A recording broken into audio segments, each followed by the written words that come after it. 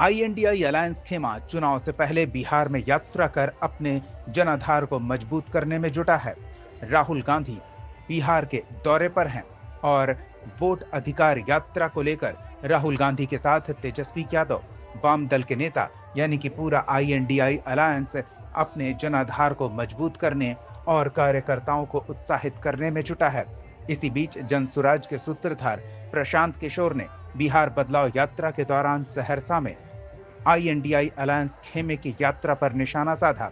सिमरी बख्तियारपुर के बलवा हाट में जनसभा को संबोधित करते हुए उन्होंने विरोधियों पर हमला बोला, तो वहीं पत्रकारों के सवाल का जवाब देते हुए पदयात्रा कर रहे कांग्रेस नेता राहुल गांधी से तीखे सवाल भी किए। उन्होंने कहा कि राहुल गांधी 2 सवाल जरूर पूछे जाने चाहिए उनसे। एक कि 55 साल की उम्र में चुनाव के अलावा कभी बिहार में एक रात भी क्यों नहीं बिताते।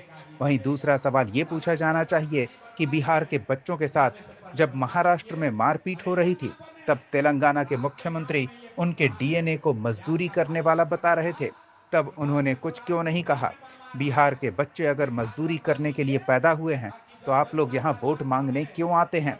वहीं बिहार में भ्रष्ट अधिकारियों पर हो रही कार्रवाई से जुड़े सवाल पर पीके ने कहा कि बिहार में अभी सिर्फ जनता को दिखाने के लिए छोटी मछलियों को पकड़ा जा रहा है।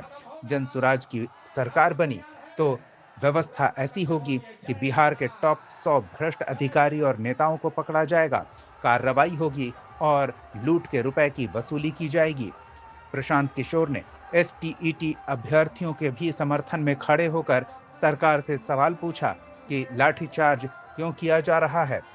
बिहार में कोई ऐसा वर्ग नहीं जिस पर नीतीश सरकार ने लाठी नहीं चलवाई होगी।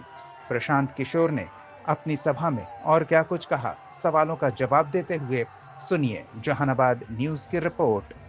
अभी सिर्फ छोटे मछलियों को पकड़ा जा रहा है, जो बड़े भ्रष्टाचारी हैं, चाहे वो नेता हो या अफसर, ये सब बचे हुए हैं। और जनता को दिखाने के लिए छोटे छोटे कर्मचारियों पर, अफसरों पर कभी कभी कार्रवाई होती है। लेकिन जब जनसुराज की व्यवस्था बनेगी, जो मैंने कहा है 3 महीने के बाद जब जनसुराज की व्यवस्था बनेगी, तो इस राज्य के 100 सबसे बड़े भ्रष्ट अधिकारी और नेताओं को समयबद्ध तरीके से पकड़ा भी जाएगा और उन पर कार्रवाई भी की जाएगी और उनके आने वाले बच्चों से, आने वाली पीढ़ी से बिहार से लूटे हुए पैसे का हिसाब किया जाएगा, वसूली किया जाएगा। चौथी किस्त कब जारी कीजिएगा? पटना में एसटीईटी अभ्यर्थियों पर लाठीचार्ज किया गया है। एसटीईटी अभ्यर्थियों पर पटना में भाई आप ये बताइए कि बिहार का कौन सा ऐसा वर्ग है जिस पर नीतीश कुमार ने लाठी नहीं चलवाया है। ये बिहार का दुर्भाग्य है कि बिहार के बच्चे जब बिहार से बाहर जा रहे हैं तो लोग हम लोग को बिहारी कह के गाली देता है, थप्पड़ मारता है, अपमानित करता है। और बिहार की सरकार भी जो है, हम लोग जब सरकार तक लोग अपनी बात लेकर जाते हैं तो वहाँ पर भी नीतीश कुमार अपने बंगले में बैठकर उन पर लाठीचार्ज करवाता है। तो चाहे एसटीटी के अभ्यर्थी हो, आंगनबाड़ी सेविका हो, रसोईया हो, आशा वर्कर हो, चुने हुए प्रतिनिधि हो, अभ्यर्थी हो, परीक्षार्थी हो, हर व्यक्ति पर 3 साल में लाठी चला है। अब जनता ने इसीलिए तय किया है कि जब चुनाव होगा और नेताजी लोग आएंगे गांव में, तो जैसे वहां पर लाठी चली है वैसे इस बार वोट की लाठी चलेगी नेताओं के खिलाफ और इनको हरा कर इनका बोरिया बिस्तर बंद करके जनता घर भेजेगी। चौथी किस्त कब जारी कीजिएगा? चौथी किस्त कब जारी कीजिएगा? मैंने कहा था मंगल पांडे को 7 दिन का समय दिया है। जो 86 लाख रुपया मंगल पांडे ने 86 लाख रुपया देकर अपना फ्लैट खरीदा है। हमने 25 लाख का डिटेल जारी किया। मंगल पांडे ने डर के मारे ये स्वीकार किया कि हाँ भाई गलती हुआ, 25 लाख रुपया लिए थे, उधार लिए थे। अब उनसे पूछा है कि अब बाकी का 61 लाख का हिसाब दो।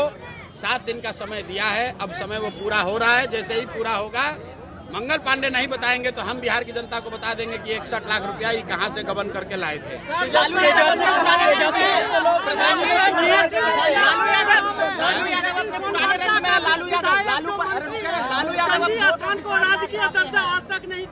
देखिए, राहुल गांधी यहाँ यात्रा कर रहे हैं। मेरा आप सभी लोकतांत्रिक सबको अधिकार है, यात्रा करें, पद यात्रा करें, जो मन में आए वो करें। लेकिन मैं जितने भी पत्रकार साथी हैं बिहार के, उनसे आग्रह कर रहा हूं कि राहुल गांधी से 2 सवाल जरूर पूछिए कि भाई आपकी उम्र है 55 साल। 55 साल में चुनाव के अलावा अगर आप एक रात भी बिहार में बिताए हों तो बताइए हम लोग आपको अब वोट दे देंगे। आज तक इस आदमी ने एक रात बिहार में नहीं बिताया है, वो आज वोट मांगने आया है। दूसरा सवाल राहुल गांधी से पूछिए कि जब महाराष्ट्र में बिहार के बच्चों के साथ बदतमीजी हो रहा था, मारा पीटा जा रहा था, जब तेलंगाना में रेवंत रेड्डी ने, कांग्रेस के मुख्यमंत्री ने कहा कि बिहार के बच्चों का डीएनए है मजदूरी करना, तब राहुल गांधी ने अपना मुंह क्यों नहीं खोला?